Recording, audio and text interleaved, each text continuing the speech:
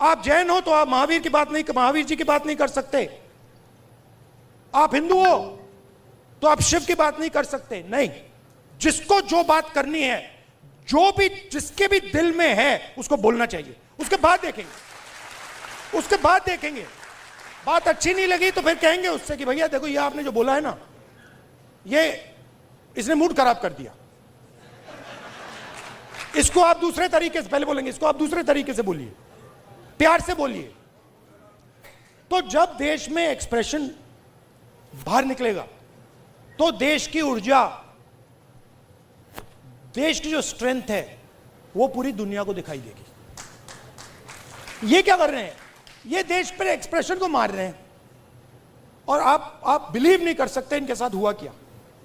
मतलब आप इमेजिन नहीं कर सकते हुआ क्या इनके साथ। ये गए, आई विल एक्सप्लेन। ये गए, संदीप आना जरा, ये इनका पता नहीं कहां से इनके दिमाग में घुस गया। अब अजीब चीजें घुस जाती है, बट इनके माइंड में घुस गया कि foreign policy is this.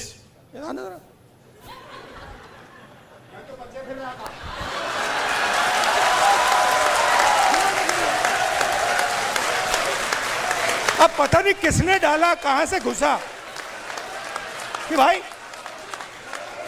Foreign policy का मतलब इमेजिन द इग्नोरेंस।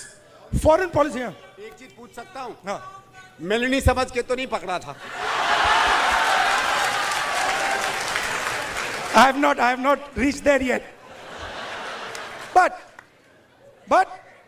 पता नहीं कहां से घुस गया कि फॉरेन पॉलिसी का मतलब नेताओं से गले लगना।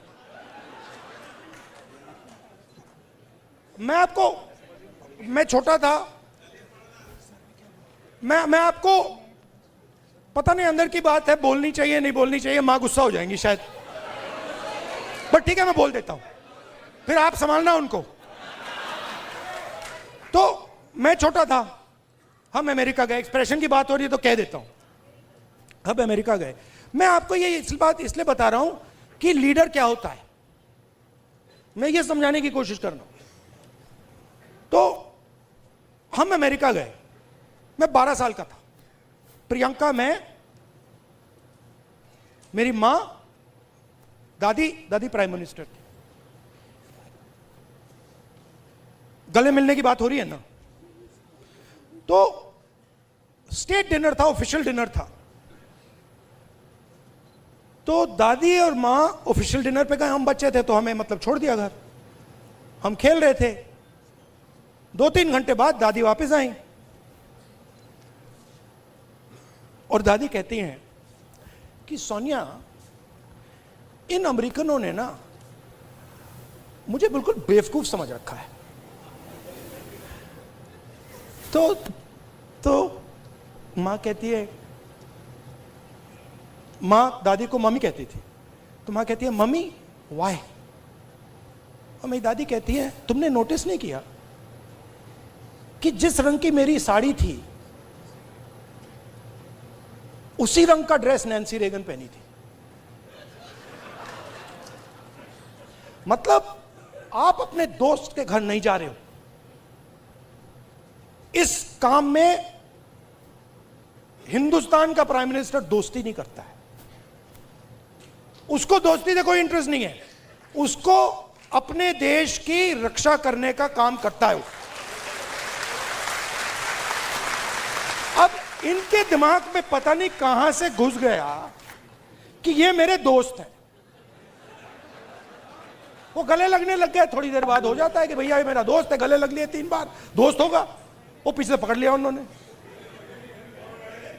हाँ, वो 2 मिनट में, देखो ये सोच रहे कि मेरे बड़े फ्रेंड हैं, है ना, ये सोचे मेरे बड़े फ्रेंड हैं, ये मैं अपने आप को इनका फ्रेंड नहीं मानता हूं, तो ये आ रहे गले मिलने, मैं आ रहा हूं गला पकड़ने।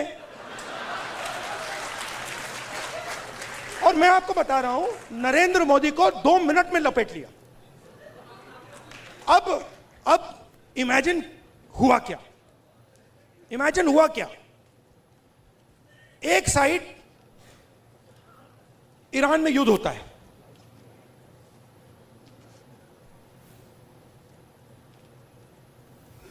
हिंदुस्तान के लिए अगर हिंदुस्तान अपनी स्ट्रेंथ को समझता और अगर हिंदुस्तान का नेता इंदिरा गांधी जी जैसा होता तो हिंदुस्तान के लिए दुनिया में सबसे बड़ी अपॉर्चुनिटी आपके सामने आई। कौन सी कि भैया ईरान हमारा पुराना दोस्त, अमेरिका हमारा दोस्त, रशिया हमारा दोस्त, चलो भैया हम रेलेवेंट बन जाते हैं, इनकी दोस्ती बनाते हैं। हुआ क्या? नहीं हुआ क्या, पाकिस्तान ने हमें जगह उठा के ले गया। जो मीडिएटर पाकिस्तान बन गया और हिंदुस्तान, मोदी जी देखते रह गए। ये हुआ क्या भाई, ये कैसे हुआ? अब क्या हुआ? अभी ये मीडिया वाले आपको बता नहीं रहे। मुझे मालूम है आजकल भैया, मैं आपको बता रहा हूं, मोदी जी के ऑफिस के अंदर से मुझे इंफॉर्मेशन मिलती है। पूरा रिवोल्ट चल रहा है अंदर। हुआ क्या?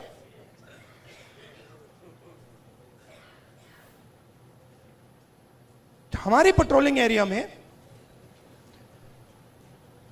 चाइना ने अरुणाचल में हमें पेट्रोलिंग करने से मना कर दिया कि भैया हाँ ठीक है, वो सब बात ठीक है, ये आपकी जमीन है, मगर आप यहां पेट्रोलिंग नहीं कर सकते।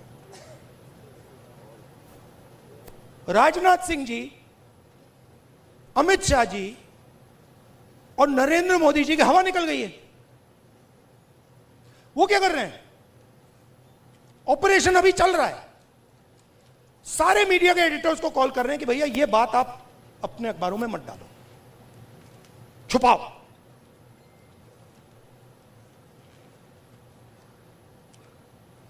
सीधा बिना सोचे समझे देश का नुकसान कर रहे हैं।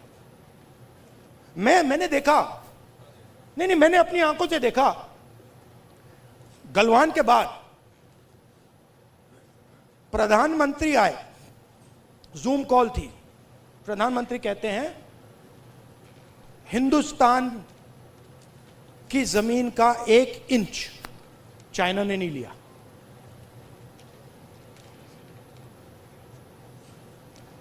उसके बाद आर्मी कहती है